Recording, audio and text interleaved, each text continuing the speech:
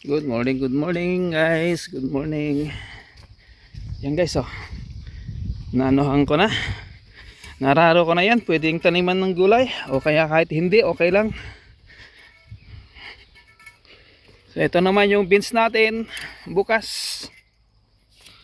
Bukas guys ang harvest nito. So ito yung trinabaho namin ni Mrs. Yan. Ba't naka-open ka dyan? Sa dalawa.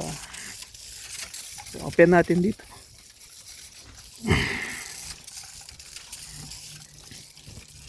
So patubigan muna natin to guys. Saglit. Mamaya lilipat natin dito. Ayan guys, oh. Ayan. Side dressingan na. So ang next naman dito is lalagyan natin ng akyatan yung plastic trellis. Ayan, naararo ko na lahat to. Habang patutubigan natin yan mamaya dyan sa beans din dito. Yung dito naman guys, patubigan ko lang to saglit. Ayan na guys, kailangan ng lagyan. So ang next na lilinisin naman natin is dito. So yung okra natin hindi na naitanim dito. Dadalhin ko yan doon sa may garden 2.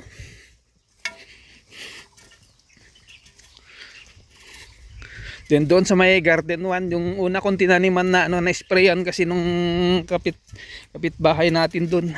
Nag-spray ng pandamo sa gilid, di niya alam na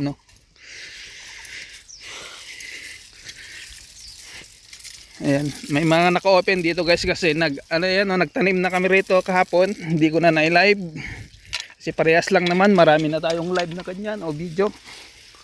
Then nag-ayos ako ng mga sprinkler, naglinis. Saka yan, nandito yung payong ni Mrs. kahapon. Habang pagkatapos kong i-prepare ng umaga to, tinaniman na namin ng hapon. Ito naman yung next, gagrass cutterin na lang natin yan. Kasi ang ginagawa naman ni Mrs. guys, yung damo dito sa may gitna, siyempre hindi naman pwedeng daanan ng grass cutter yan, yung gilid-gilid lang.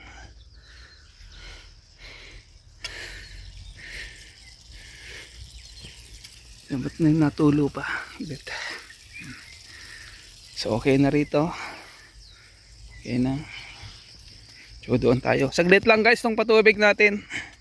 Unahin ko muna doon sa bandang may beans. Napatubigan ko na to kahapon guys, kaya lang saglit lang.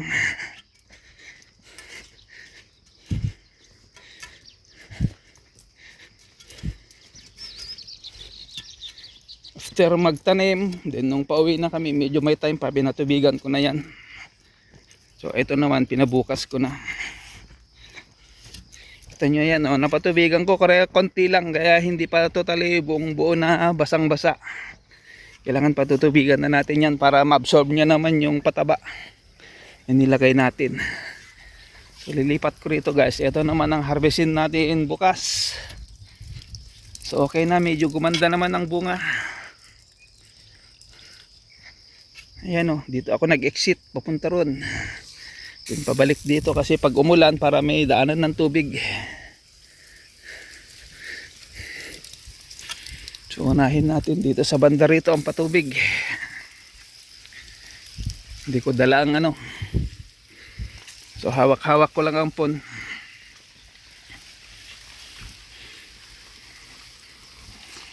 So stop natin. Andyan na yung makina natin. Iuwi ko naman yan sa may dadalhin ko yan sa garden 2 kasi yung taniman natin ng doon, okra, yun naman ang prepare ko. Yung nilinis ko doon doon sa may gilid. So may patani.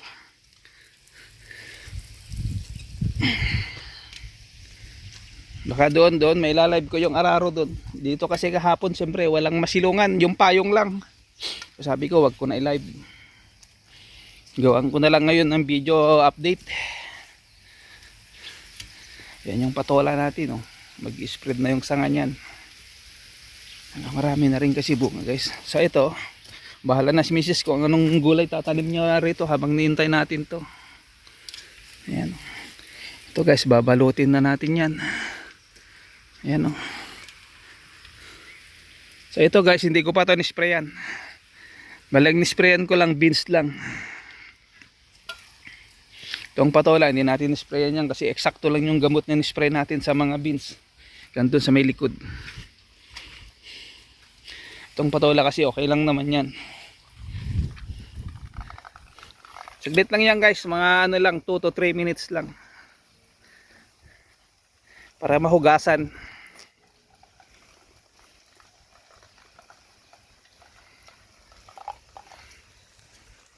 Ayan. Ewan ko lang kung kita, di kasi natin dala ang stand. Ayan, pinapatubigan natin yan. May lilipat natin dito, patutubigan natin konti ito. Kailangan mabasa lahat yung mga tuyong-tuyo dyan. Ayan. Kita nyo, mayroon siyang ano, konting parang ayan o. Maganda yung buga ng ano kasi nalinis na yung mga ano niyan, sprinkler. Ayan o, sa taas. Nilinis ko yan lahat.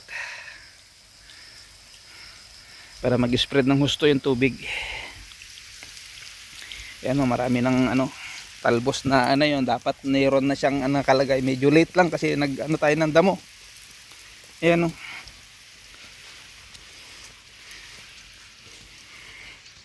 So yung ginawa kong pantakip guys, yung ano na lang yan tiller. Para mas madali kasi kung mano-mano yan, mga 1 linggo natin ito matapos hanggang doon.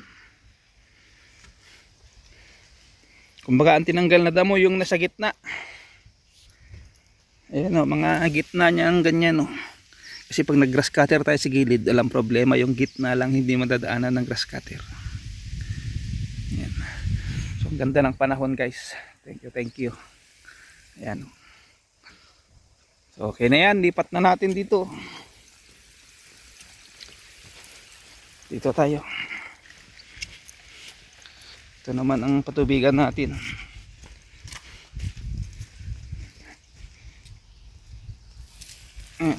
Layo ko lang tong camera guys para hindi ano, para hindi mabasa itong cellphone natin. Ayan.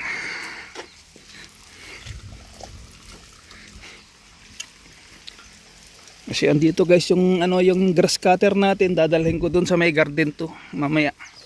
Doon ng ano natin kasi mag-harvest pa doon si Mrs. Mag-grass cutter ako doon sa may mais. Kasi may ano doon, may cucumber. Marami ng damo doon sa may ano, may passion fruit.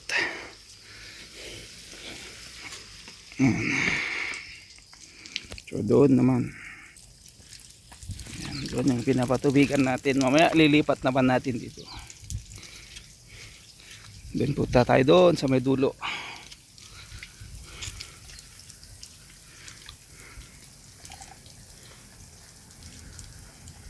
So pwede na to bukas guys. Oh, ayan, oh, class A na class A. Kita nyo isang tangkay, marami yan kaso ayan oh, yan lang ang natira kasi kinakain ng ibon. Oh, ayan oh, wala na yung iba. Kasi ganito kaliliit yung tinutukan nila pag yung maliit dulo-dulo. So okay naman guys, medyo gumanda naman yung bunga. Kaso ang presyo 50 pa rin. Yung nasa karton, pero dyan sa bagsakan 30, tumaas naman ng 5, 30, 25. Pero yung dinideliveran ko 25 kasi pinipilihan ni Mrs. yun ng class A. Pero ngayon, haharvestin yun, hindi napipilihan. Ewan ko lang kung makakuha pa si Mrs. ng santimba. Pero try ko siyang linisan guys, kasi maraming mga ano, bulaklak. Baka mag-live ako doon mamaya. Bahala na mamaya guys, kasi mag-grass cutting ako doon sa may mais. Sabay kuha na rin tayo ng mais, saka baby corn. So ganyan lang ang patubig natin guys. Dito naman at punta na tayo doon sa may dulo. Diba? Kailangan layo natin ng camera eh. Matalsikan. Hindi ko kasi dala yung stand para iwanan ko lang sana sa isang tabi habang nililipat itong patubig natin. Yan lang guys ang patubig natin. Hindi masyadong matagal. Mabasa lang muna kasi lalagyan pa natin yan ng akyatan. Pag nalagyan natin ng akyatan, saka natin yan patubigan ng 20 minutes. Ayan o, kita nyo naman. Mababasa ang camera, pati ako. Kasi deep well yung gamit natin guys, mahirap na patay hindi ang deep well. Okay lang kung yung dyan sa water pump. Kasi yung water pump dyan sa deep well nandun sa loob.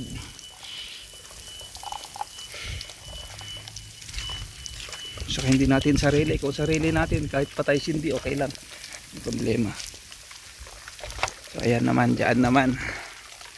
Makita nyo dyan parang may yan o. Sa may poste parang may rainbow. So punta na tayo dun guys sa dulo. Tamang tama pagdating natin dun lilipat na dun. Dito na guys yung yan o.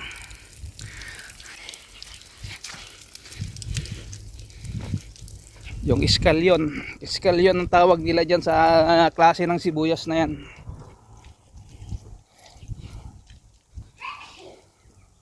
Pero para pares na sibuyas kaya lang may kanya-kanya ring pangalan, variety.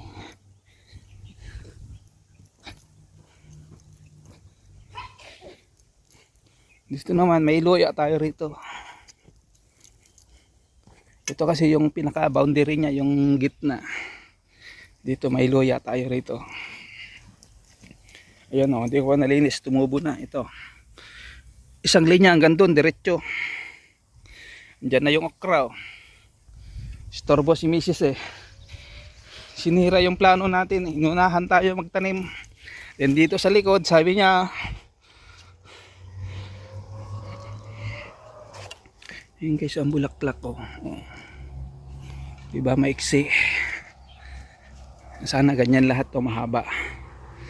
Ayan. 6 na yan. 7. Yung pinaka meron niyan pa isa sa pinakadulo. Yan siya guys. Oo.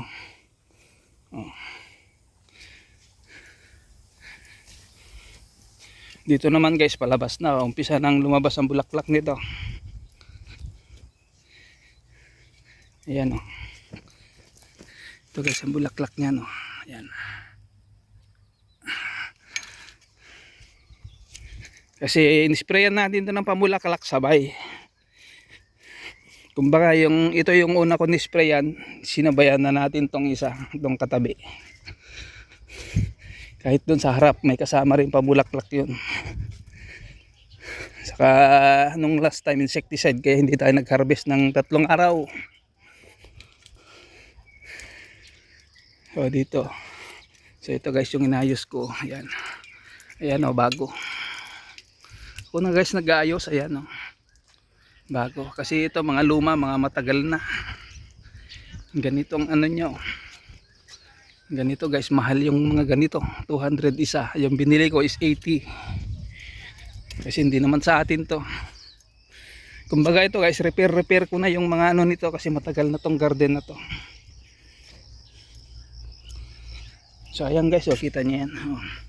May tanim na yan. So dito na natin, lipat na natin dyan. Kasi mabasa lang muna yung banda dun sa harap. Ito yung importante, mapapatubigan na natin to. Kasi next time naman, next day naman, pagkatapos ng harvest siguro bukas, ito, tayo rito. Mag-grass cutter. So babalik ako dun sa baba. Stop natin doon.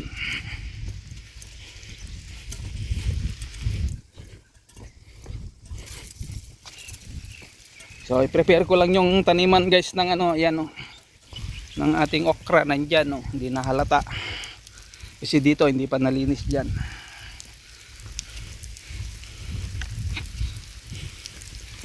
So pasensya na kayo guys sa aking mga video saka live, parehas lang kasi kaya minsan mas minabuti ko pang puro inilalive ko siya. Kaya lang napaka busy natin. So nagawa pa rin ako ng video kahit papano. Ayan guys. Ayan pa yung sobra nating patola. Kasi nag-option tayo baka mayroon hindi maganda ang pagkatanim, papalitan natin. So ito rin guys, pinalitan ko rin yan, bago yan. Marami akong pinalitan na ano, itong opening valve nya.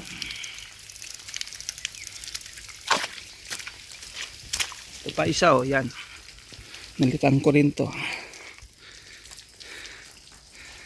So tara na doon sa may dulo. Kasi mahaba na tong ano natin. So ipopos ko muna, ikat natin para mamaya dagdag natin pag nandun tayo sa dulo. So ayan nga guys, binasa ko lang. Kasi syempre kulang naman yung pagkabasa kahapon. Pero mamaya guys, after harvest, ikalagay kami rito ng akyatan o kaya bukas. Kasi iniisip namin na okay na yung garden 1 kung pupunta ngayon yung ano, yung mag-aayos ng water pump, kung aayusin ba o papalitan ng bago. Sabi namin tignan mo muna yung makina, baka pwede pang i-repair. Kasi mahal guys yung ano. Sabi naman nung financier natin, sabi bili na lang kayo dyan sa bayan. Busy rin siya. Daming bulaklak guys dyan sa baba. Sana tuloy-tuloy yung bunga dyan sa baba. Yan ang dami kong lilinisin guys. Kaya wala akong live talaga kahapon. Kasi ito. Then hindi ko pa nalagyan ng ano yun no. Isang net ulit kasi binubutas ng mga aso.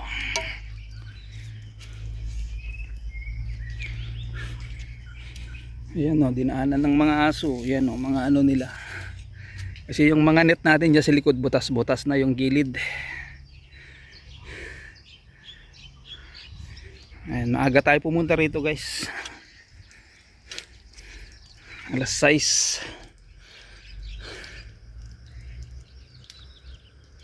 Kasi pumunta muna ako kanina doon sa Garden 1. Inopen ko yung ano doon para pag pumunta mamaya, gaya yan, mag-harvest kami. Pupunta yung ano doon, naka-open, alam niya na, sinabi ko naman. Na-send na sa kanya na yung ano is hindi na nakalak. Yung ano natin doon. Lipat na natin dito para okay na. Para makapunta na tayo doon sa Garden 2. Mag-harvest at mag-grass cutting. Pero ilalive ko siguro guys yung grass cutting.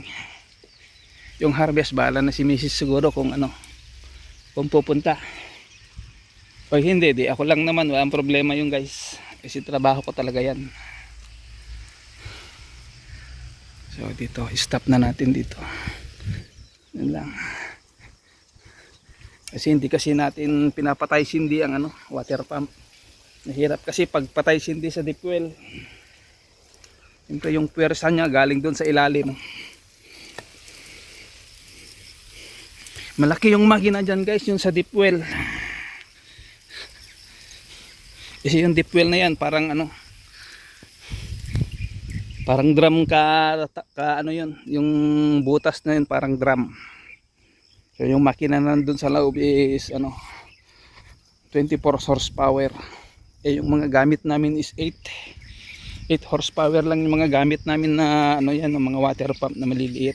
Pag deep well kasi kailangan malakas kasi marami kami. Diyan mga mushroom, ito sa prutas. So doon na banda guys, kasi saglit lang muna. Mabasa lang. Oh, dito hindi nabasa oh. Hindi nabasa dito. Sige na. Mamayang hapon na lang kung makakapunta tayo dito. Kung dito yung trabaho natin o doon muna sa Garden 1. So tara na guys. Ayan yung pinapatubigan natin. So tara na.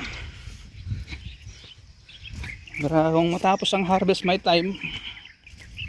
At sana punta na yung ano ngayon kasi sabi niya, pinangako niya ngayon.